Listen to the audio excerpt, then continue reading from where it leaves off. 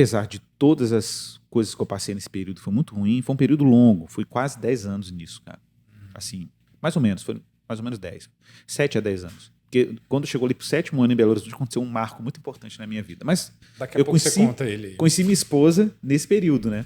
E ela, nesse Sua ambiente. família apoiava, seus pais apoiavam. Minha mãe, né? Minha mãe. Meu pai achava que eu tinha que fazer carreira militar, achava que era loucura eu ser pastor ou ser missionário. Nem pastor pensava nessa época. Né? Seu pai trabalhava teólogo. com o quê? Porque geralmente quando Cara, a fala história é militar... interessante. Meu pai ele era 20 anos mais velho que a minha mãe. Não. E meu pai, ele é descendente de libaneses. Ele trabalhou com comunicação, cara. Meu pai trabalhava em televisão e rádio a vida inteira. Rádio Globo, TV Globo. Meu pai trabalhava no Sem Censura. Ele fazia manutenção de áudio do Sem Censura, técnica eletrônica.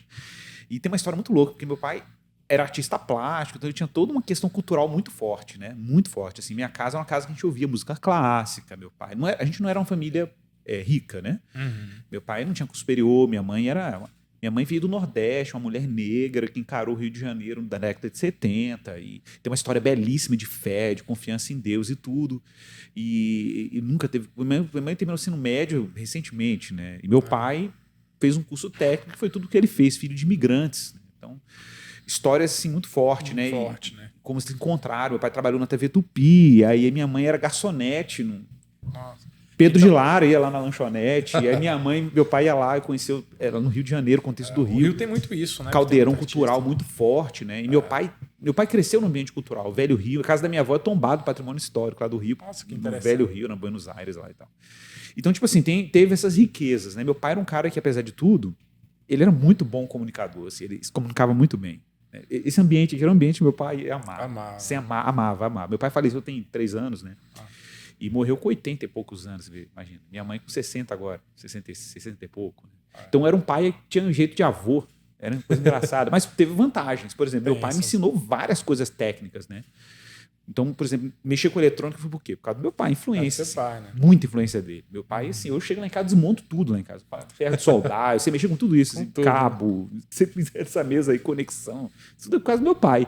Então teve essa riqueza, né? Sim. Que eu aprendi com ele. Mas meu pai tinha uma resistência de eu ser cristão, assim, não ser cristão, mas de me dedicar ao ministério. Era uma coisa muito artificial para ele, muito abstrata para ele, muito estranha. Mas minha mãe sempre foi, não, vai meu filho, vai, Deus está contigo, Deus te chamou. Ela era muito crente, né? Então é isso mesmo, vai lá, segue o chamado que Deus tem para você e tal. Quando eu fui para BH, foi uma loucura, porque eu nunca tinha saído do estado do Rio de Janeiro. E Cabo Frio, então, é diferente. Cabo Frio é caiçara, né? É a cultura do pescador. Então, você não sai dali. Cabo Friense não sai de Cabo Frio. Ama a cidade, né? Uma paixão, né? É uma paixão. A cidade muito... Além de ser cultura. bonita, né, é uma cidade muito bonita. Você tem muito orgulho de pertencer àquela cidade. Então, para mim, foi uma coisa muito louca. Deus ter me arrancado de lá e me levado para uma outra cidade. E eu incorporar a cultura mineira. Hoje eu me considero mineiro. Mas... Você acabou de assistir um corte do canal Update Mais. Entre aqui no nosso canal e confira todos os episódios.